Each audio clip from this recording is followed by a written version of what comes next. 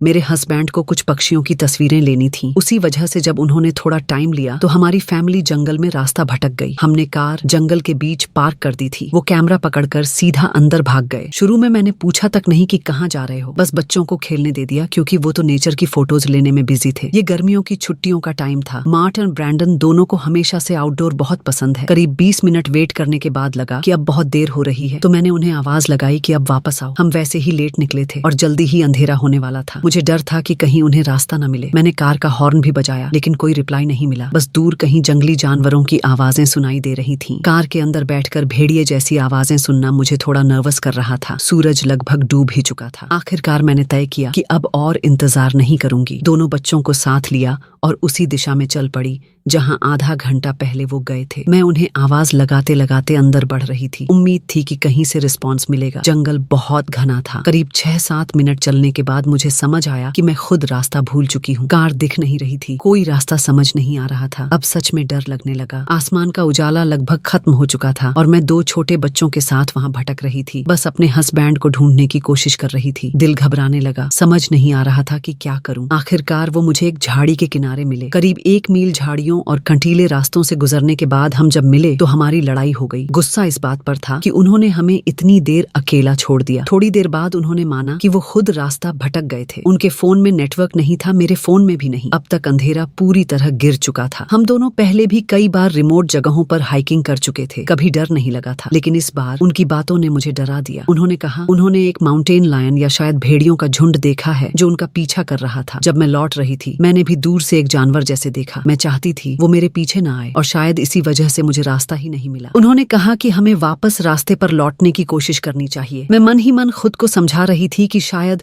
वो बस ज्यादा सोच रहे हैं, ओवर इमेजिन कर रहे हैं। लेकिन फिर अचानक पहाड़ी की ओर से एक जोरदार चीख सुनाई दी जिससे मेरी रूह कांप उठी। मेरे हस्बैंड ने मेरा हाथ पकड़ा और बोला भागना मत। उन्होंने बच्चों को शांत रखने के लिए कहा। उन्हें समझाया कि कुछ भी हुआ तो भी घबराना नहीं है। अजीब बात ये थी कि बच्चे अब तक बिल्कुल परेशान नहीं दिख रहे थे। शायद उन्हें लग रहा था कि हम बस नॉर्मल वॉक पर निकले हैं। फिर पीछे की ओर से टहनियां टूटने की आवाज आई, जैसे कोई बड़ा जानवर, शायद शेरों का झुंड पास आ रहा हो। हस्बैंड ने फिर से मुझे रोका कि भागना मत। उन्होंने कहा अगर अभी हम भागे तो जानवरों को लगेगा शिकार शुरू हो गया है। उस हालत में वो हमें चीर फाड़ देंगे। मेरा दिल जोर जोर से धड़क रहा था, लेकिन मैंने बच्चों के सामने आंसू रोकने की कोशिश की। मुझे लग रहा था कि जो भी हमारा पीछा कर रहा है वो इंतजार कर रहा है कि बच्चों में से कोई लड़खड़ा जाए। जंगल अब पूरी तरह अंधेरे से भर चुका था। मेरे फोन में कोई नेटवर्क नहीं था, बस हस्बैंड के हाथ में एक छोटा सा टॉर्च था, वही हमारी राह दिखा रहा था। आखिरकार मुझे आगे एक लकड़ी का छोटा सा केबिन दिखा, जैसे कोई एबी कैंप का कुटीर हो। अंदर कोई था। मैं बच्चों को लेकर वेरांडा पर रही और मेरे हस्बैंड ने जाकर दरवाजा खटखटाया। अंदर से निकले एक यंग कपल हमें देखकर जैसे डर ही गए। करीब 10 मिनट तक दोनों मेरे हस्बैंड से बहस करते रहे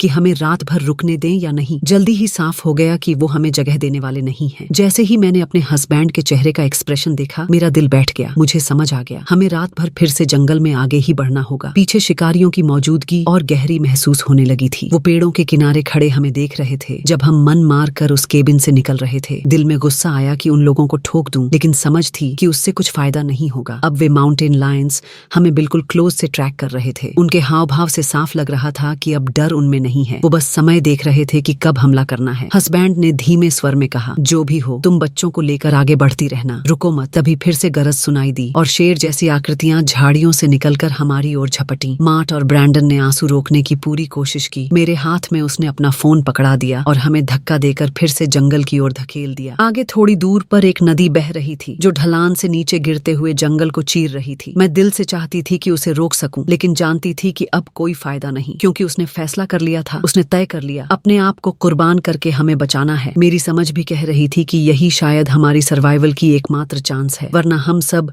उसी रात वहीं खत्म हो जाते। लेकिन जो मैंने अगली बार अपनी आंखों से देखा वो याद मेरी जिंदगी भर पीछा नहीं छोड़ेगी। मैं पीछे मुड़ी, उसे पुकारा, आखिरी कोशिश की कि शायद सब एक साथ बच निकले। तभी पहला माउंटेन लायन छलांग लगाकर आया। उसके पंजे सीधे उसके सीने को भेद गए, जैसे कागज को कैंची से काटा जाता है। कुछ ही पलों में बाकी जानवर भी आ घिरे। वो चारों तरफ से उसे घेरे खड़े हो गए, जैसे शिकार पहले ही तय हो। उसने सिर्फ इतना चिल्लाया, भागो, और मैंने वही किया। जैसे ही मैं दौड़ी, उसका आखिरी चीखना रात की हवा में गूंज गया। वो स्क्रीम इतनी गहरी थी कि आज तक मेरे कानों में गूंजती है। मैं कितनी भी दूर भाग गई, फिर भी वो आवाज पीछा करती रही। सोचकर ही रोंगटे खड़े हो जाते हैं कि उन्होंने हमें इतने टाइम तक बस एक खेल समझकर जिंदा रखा, लेकिन रुककर रोने का वक्त नहीं था। हस्बैंड की मौत का गम काट रहा था, फिर भी मुझे बच्चों को धकेलते हुए आगे बढ़ना पड़ा। मुझे पक्का यकीन था अगर हम एक पल भी रुके तो वो जानवर अगला शिकार हमें बना देंगे। एड्रेनलिन के सहारे आखिरकार हम उस जंगल से निकलकर हाईवे पर आ पहुंचे। खतरा अभी पूरी तरह खत्म नहीं हुआ था, लेकिन सिर्फ जंगल से बाहर निकलना भी एक राहत थी। हम वहीं सड़क किनारे गिर पड़े, थके हारे, मिट्टी से सने हुए, जैसे आधी मौत हम पर पहले ही गुजर चुकी हो। मेरे अंदर कोई एहसास नहीं बचा था, बस एक गहरी टीस। मैंने खुद को जगाए रखा जब तक एक फॉरेस्ट रेंजर वहां गश्त करते हुए नहीं मिला। असल में उसने हमारी छोड़ी कार देखी थी